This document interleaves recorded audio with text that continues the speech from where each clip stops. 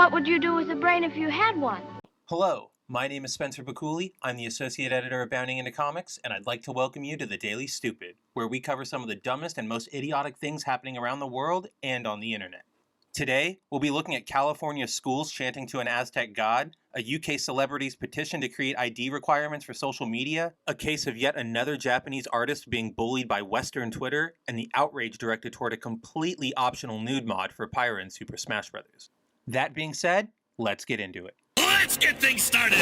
Ready? Go!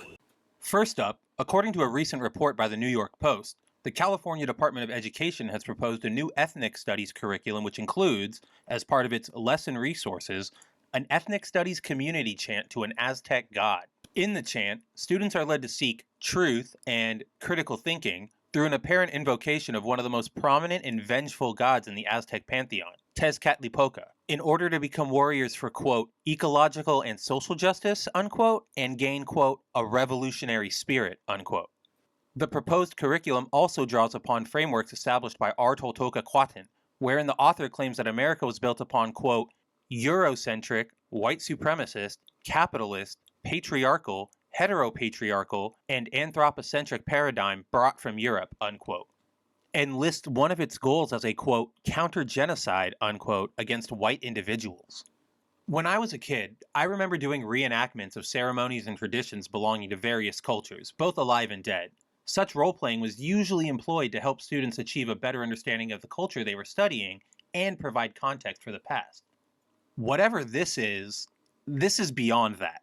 It's well known that critical social justice and race theory-based curriculums have begun to seep into public schools, but inciting the name of an Aztec god of battle, amongst other qualities, all of which are completely unrelated to justice or equality, for the strength to be a literal social justice warrior, it's a practice so insane that it would feel right at home in the pages of a comic book.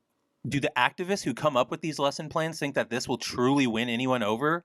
Because judging by the reactions on social media, most Americans agree that California's new ethnic studies curriculum is just an all-around terrible, terrible idea. Idiots! Imbeciles! Next up, a petition launched by UK celebrity Katie Price, which calls upon the UK Parliament to, quote, make it a legal requirement when opening a new social media account to provide a verified form of ID, unquote, has exceeded the 100,000 signatures required for the government to consider it for debate. According to Price, the petition was created in response to, quote, online abuse, unquote, suffered by her son Harvey Price, a disabled man who suffers from Prader-Willi syndrome. Writing in the petition's text that in order to make Harvey's law, a law proposed by Price herself which seeks to criminalize online abuse, work, it would require, quote, the removal of anonymity to ensure that users cannot cause harm by using online platforms to abuse others, unquote.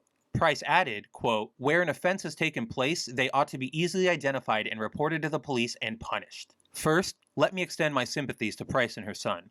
No one should have to suffer through online abuse, least of all for their immutable human traits. That being said, forcibly requiring everyone who uses the internet to identify by their real names and identities is not the way to fight back against such bullying or mistreatment. Anonymity allows for people to express their opinions and points of view without fear of repercussion. And while some undeniably use the protections afforded by the hiding of their identity for derogatory purposes, many use them to ensure that they will not be punished for simply speaking out or going against the grain. Price might be acting with the best of intentions, but ultimately, such a requirement would most likely be abused by the powers that be in order to crack down on discontent, silence criticism, and ensure that no one questions the respective authority of whomever is currently in charge. You idiot! Third today, over the weekend, Japanese artist at OHR_CN shared 3 pieces of fan art depicting Pokemon Sword and Shield's water-type gym leader, Nessa, in a soft yet vibrant watercolor style. I'm sure, dear listener, that you already know where this is going. Shortly after sharing their artwork, the artist was dogpiled by Western Twitter users who, unable to understand the artistic principles of lighting or recognize the intended washed-out coloration of the artist's style apparent in all 3 pieces, proceeded to accuse the artist of racism and whitewashing due to Nessa not being depicted as dark as she is in the games. User at KDRDrop said, quote, I love that you purposely made her light because you hate dark skin. I really love your racism. At BP Demon ranted, y'all are so weirdly attached being racist as F. I truly don't understand why y'all degrade and vilify black people constantly and then demand everyone coddle you for it. LOL, be racist. Get and shut the F up. Without a hint of irony or self-awareness, user @GloriaSims4 took to employing actual racism in their insulting of the artist, writing, quote, "We get it, you hate dark-skinned peoples. We get it, Asia," unquote. One user, @JerielSoGay, even outright threatened that, quote, "Your account will be gone by noon, immediately," unquote. Inevitably, facing the pressure of not only being harassed, but harassed in a language they were not fluent in, the artist deleted their artwork and issued an apology, stating that they were, quote, "not very good at painting dark skin," unquote, and clarifying that they were, quote, "sorry that I made you feel uncomfortable," unquote. It feels like this exact situation, with the same Western art schools taking issue with an individual artist's stylistic interpretation of Nessa, happens every other week. And it needs to stop. Who is the mob helping? What are they doing other than just attempting to enforce their own personal authoritarian standards on others? Do they not see how harassing and bullying a foreign artist into submission goes completely counter to their so-called principles of social justice? The answer, obviously, is of course not.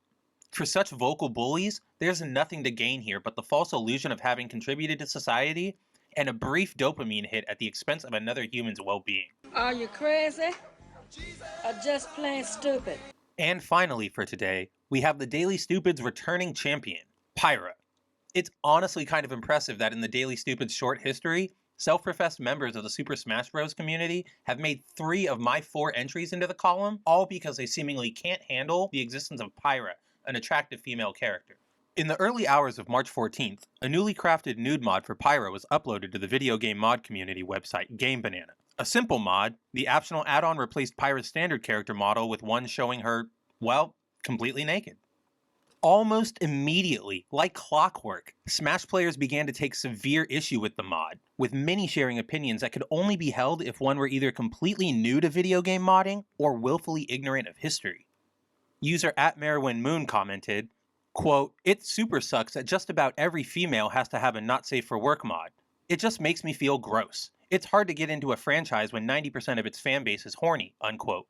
Spoiler alert, literally every possible thing in the world has a fanbase that's horny for it. If you're holding out for a fanbase that isn't horny, you're going to be waiting until the heat death of the universe.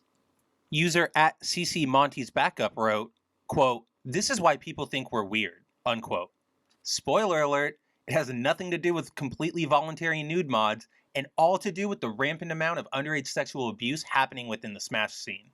User @PocketBlair, hours after their criticism of the mod brought the issue to widespread attention, said, quote, "I've given up on this. This is still really weird that someone would find time to add this, and people wonder why women don't feel safe. Instead of doing something productive, you choose to add naked women into a kids game," unquote. Spoiler alert, again, I believe most women would have an issue with the number of sexual predators within the scene rather than a one-off mod. While some Game Banana users were able to flag the mod as pornographic and have it temporarily held for review, the mod has since been restored and is once again available for download. Look, I'm tired of the Smash community at this point. The constant attempts to deflect criticism from their own abuse issues by virtue signaling against the slightest amount of fan service, which, I assure you Smash players, is what everybody thinks you're doing whenever you launch these sort of outrage campaigns, aren't convincing anyone. Don't like the nude mod? Don't use it. No one is forcing you to install and play with it. Maybe spend that energy you would have used towards mass flagging anything even slightly sexual and use it to clean up your own backyard. What an idiot. And with that, this has been your Daily Stupid.